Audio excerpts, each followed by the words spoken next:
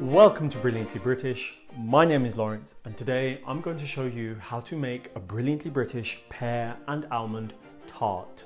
So, as I show you how, please sit back, relax, with a cup of tea in hand, putting those feet up too, and enjoy this episode. And don't forget to subscribe.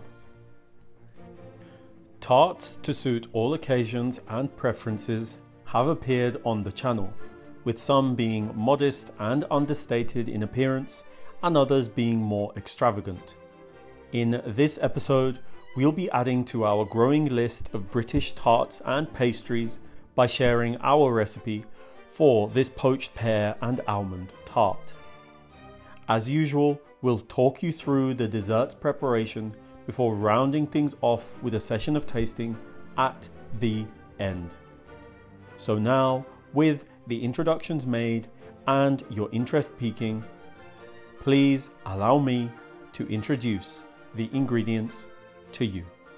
For today's brilliantly British pear and almond tart, you will need some plain white flour, some pears, some almond flour, some almond essence, some cardamom, some eggs, some plain white sugar, some butter, some flaked almonds, some wine, followed by a little pinch or two of salt, and that, my friends, is all you will need for today's brilliantly British pear and almond tart.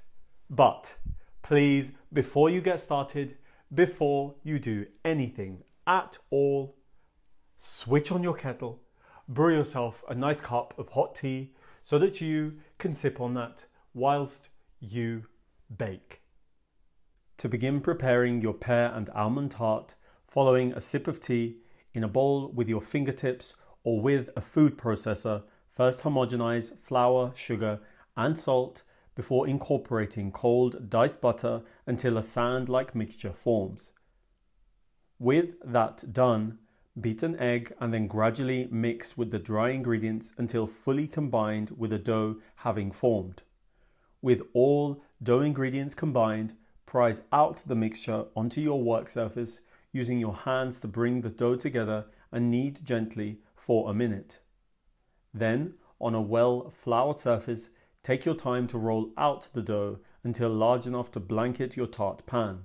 And if, like me, your pastry tears and appears to be difficult to handle, then relax and take your time patching the pastry in your pan, as short crust pastry tends to be very forgiving, with the end result being something resembling the pan on screen, which should be rested in your fridge for at least an hour, leaving you with time to relax and rehydrate whilst on the lookout for your next brilliantly British recipe, making sure, of course, to like and subscribe. Thank you. In preparation for baking, I began preheating my oven a few minutes before recalling my tart pan, which should be prepped by prickling the bottom and sides with a fork and then covered with a sheet of baking paper, weighed down with baking beans, rice or something similar, and then placed into your preheated oven to blind bake. After blind baking, remove your baking weights and paper and return the tart base to your oven to bake uncovered until aromatic and blonde in colour. With the base taken care of, into a pot, I'll cast in crushed cardamom pods, white wine and sugar, heating the contents up while stirring intermittently over a medium heat, without forgetting a pinch of salt, of course.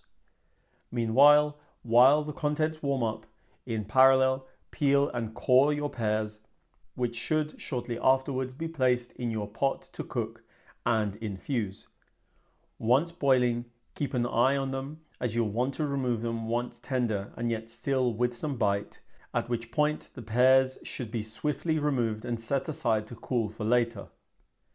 As for the remaining poaching juice, reduce it gradually over a medium heat until bronze in colour and syrup-like in consistency once cool, as you can see.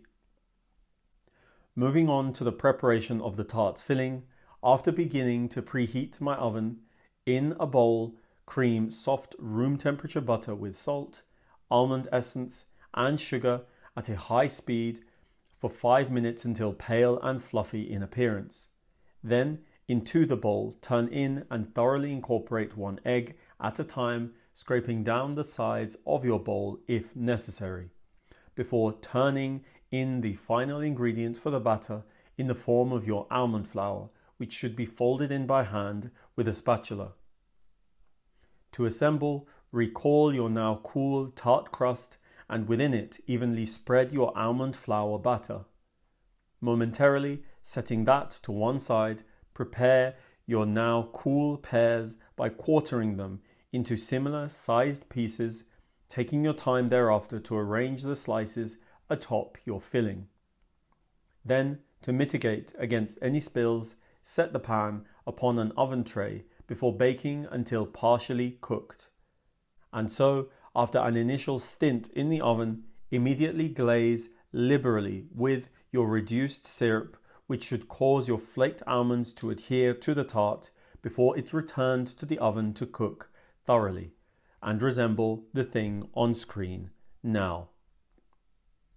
Personally, I couldn't resist using up the rest of the syrup by drizzling it on top of the tart.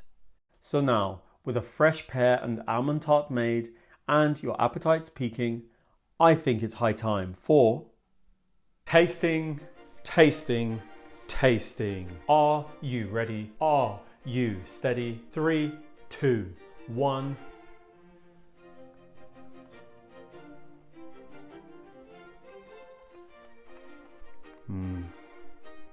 This is amazing. This is going to go down as one of my favorite, most cherished memories ever. I can't comprehend how delicious this is. I can't. I'll try. The pears, for instance, tender, but still with a bite to them. They haven't been overcooked. Lovely and sweet, a bit tangy as well.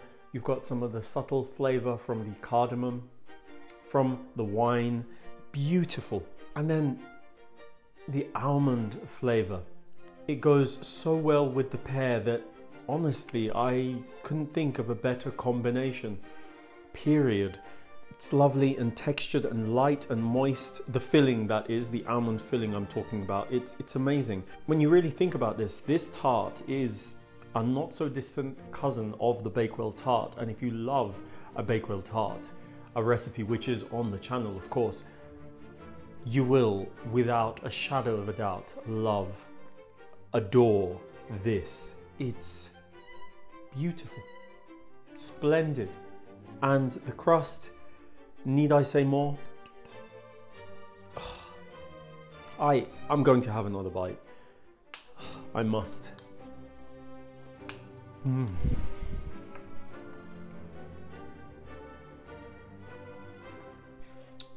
Perfect. Perfection on a plate here in front of me. Look, my dear friends, my dear viewers, I really do hope I've done a stellar effort of convincing you to go out and get the ingredients, because you really, really, really ought to. This is an experience that you need to have at least once in your life.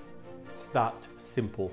So please, please, please, please, go out, get the ingredients, make this pear and almond tart, please.